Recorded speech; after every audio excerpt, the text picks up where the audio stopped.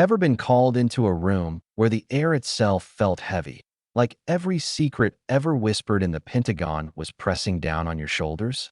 That was me, Captain Sarah Chun, standing in the longest, coldest hallway in DC, shoes clicking on marble that shined so bright you could see every wrinkle in your uniform and every doubt in your soul staring back at you.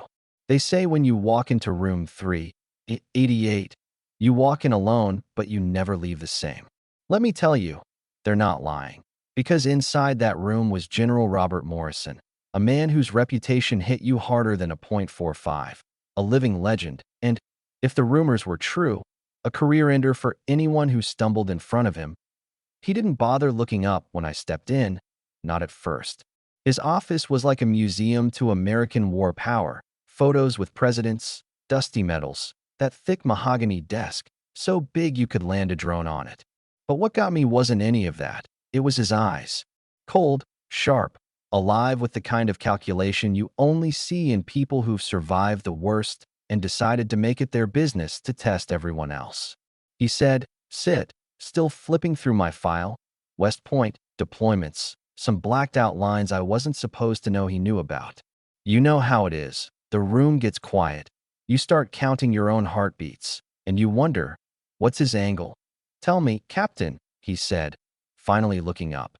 "What makes a great intelligence officer?" Textbook stuff ran through my head. Details, intuition, judgment.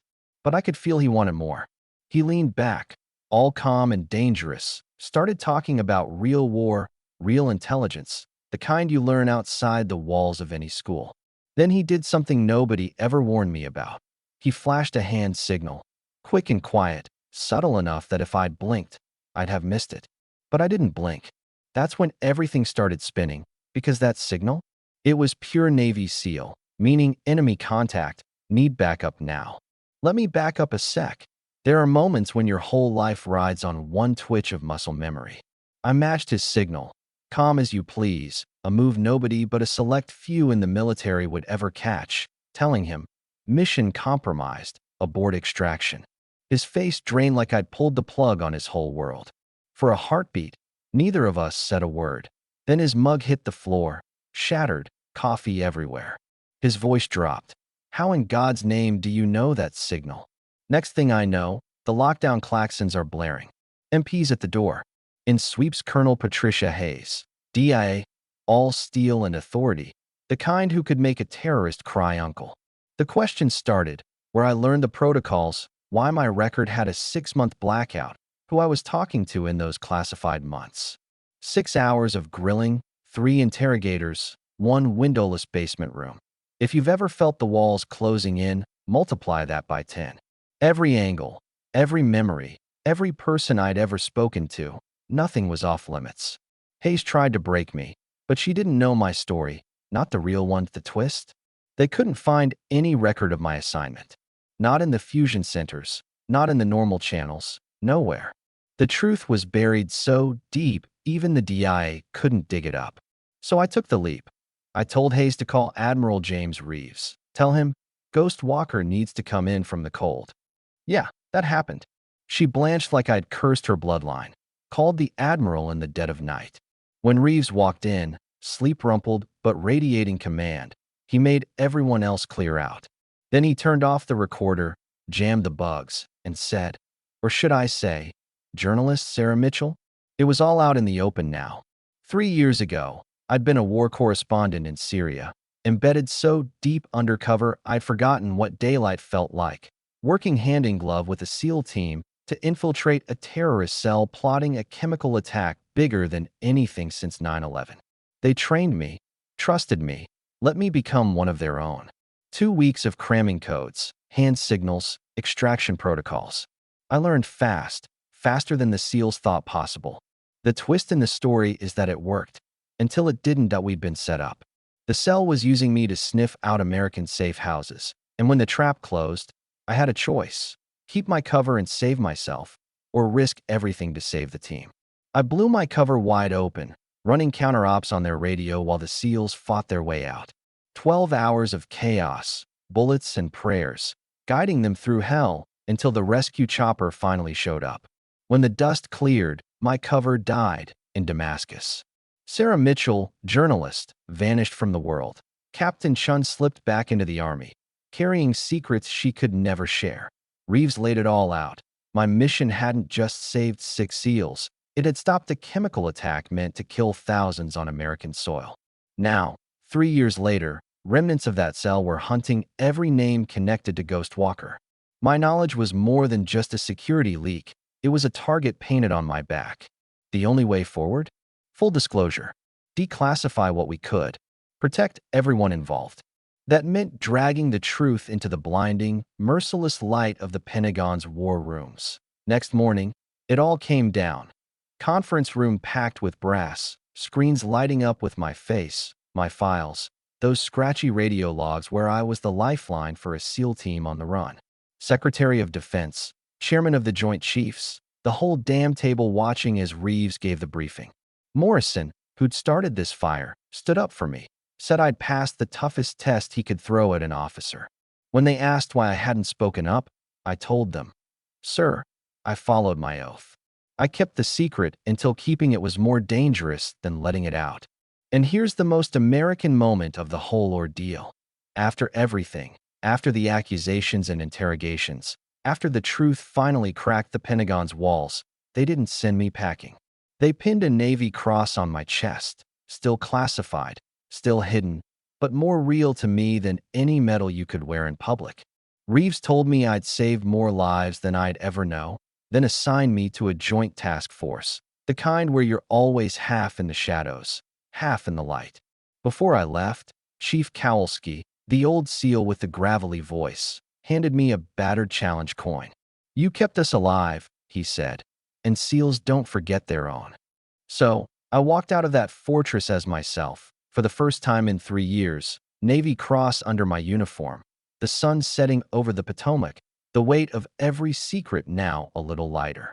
Funny thing is, I don't know if the world will ever hear the full story, or if Ghost Walker will just be another rumor in the halls of power, but I do know this. The right thing isn't always the easy thing, and sometimes justice means owning your scars, not hiding them. Now I gotta ask you, if you had to choose between loyalty and truth, between protecting your own and exposing what's hidden, what would you do? Drop a comment, share your take. This story isn't just about me. It's about all of us trying to do right by the world, even when the world isn't looking. You know what I mean? The funny thing about medals is nobody ever tells you what to do with them once you leave the room. They pin this heavy, silent piece of history on your chest, and suddenly, you're supposed to walk out of there like nothing's changed. But everything has, you know? That's the trick nobody prepares you for. The way life keeps moving. Even when you're standing in the hallway outside a Pentagon conference room, metal digging into your collarbone, memories pressing even harder against your ribs. For the first time in years, I could breathe, really breathe, not just the shallow kind you do when you're waiting for the other shoe to drop. The day after, my phone blew up with encrypted messages, urgent calls, meeting requests from every agency you could name. People wanting a piece of me, of Ghost Walker, of the story nobody was supposed to survive. But what stuck with me most wasn't the promotion or the new assignment. It was that coin Kowalski pressed into my palm. You ever hold something that carried more weight than gold? That little piece of metal was a reminder that what we do, the choices we make in the dark, stick with people long after the headlines fade. That night, alone in my apartment, I turned the coin over and over, replaying every second of those 12 hours in Syria, every scream over the radio, every whisper in the shadows. I couldn't sleep, so I walked. Just wandered the streets of Arlington, blending into the ordinary world, watching life play out in diners and gas stations and late-night 7-Elevens. That's the thing you never really get back, the innocence of being just another face in the crowd. I guess you could call it the real price of carrying secrets. You see the world differently, and the world senses it, too. Even if they don't know why. A week into my new assignment, the Joint Task Force felt like an odd family reunion. Marines, CIA analysts, Air Force cyber geeks, Navy brass, even a couple of familiar faces from my old days at West Point. The mission? Build out a strategy to hunt down the last threads of that terrorist cell. Make sure Ghost Walker's shadow never touches U.S. soil again. Some people stared at me with awe, others with suspicion. I saw both reflected in the conference room glass as I led my first briefing. Captain Chun, can you walk us through how you spotted the pattern in Syria? Funny how quickly the same hand signals that nearly got me locked away now made me the star of the show. But let me be real, it wasn't all respect and high fives. You think secrets just disappear once the truth's out? No way. A couple of folks, old school, by-the-book types, pulled me aside, told me in low voices they weren't sure someone with my background should be anywhere near classified operations. We don't need journalists playing commando, one guy sneered, thinking I wouldn't snap back. I smiled, the way you do when you know you've already seen more than they ever will, and said, yeah, try being both and surviving. I'd be lying if I said it didn't get to me. You spend so long hiding the truth, then you finally drag it out into daylight and find out it doesn't always set you free. It just changes the chains. Sometimes the ghosts you thought you'd buried walk right into your dreams, and sometimes they show up in real life. Like the day we got word that a former fixer for the cell had slipped into DC, a shadow from Syria, right here in my backyard. I felt the old fear creep in, the one that makes you check the rearview mirror twice before turning down your street. That night, my phone buzzed with an encrypted message, and signed, but I knew the code, seal code, one I'd learned from Martinez, the kid Kowalski told me about. It just said, he's watching. Stay sharp. Family. My breath caught. It's one thing to be hunted on the other side of the world, but it hits different when you're home, when you're supposed to be safe. I went straight to the task force, protocol, procedure, the works. For a moment, they looked at me like maybe I was being paranoid, until they saw the surveillance footage. A man with a limp, wearing a jacket too heavy for July, hovering outside my apartment building at 2 a.m. That was no coincidence. Let me tell you, there's a kind of calm that settles over you when danger stops being abstract and turns real again. You remember every lesson, every trick, every code. I coordinated with the team. Layers of protection, silent signals, routes mapped, everything tight as a drum. But in the back of my mind, I kept wondering, how many more are out there?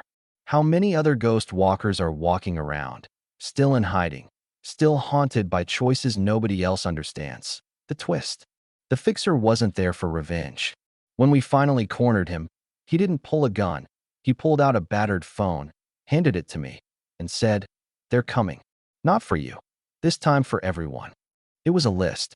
Names, locations, new targets. My name wasn't at the top, but it was still there, circled in red.so. Here I am, back in the thick of it, playing both hunter and hunted, using the tools they once thought made me a liability. Sometimes I catch my reflection, Navy cross beneath my collar, challenge coin in my pocket, scars nobody else can see, and I wonder what it would feel like to walk away, to be just Sarah for a change.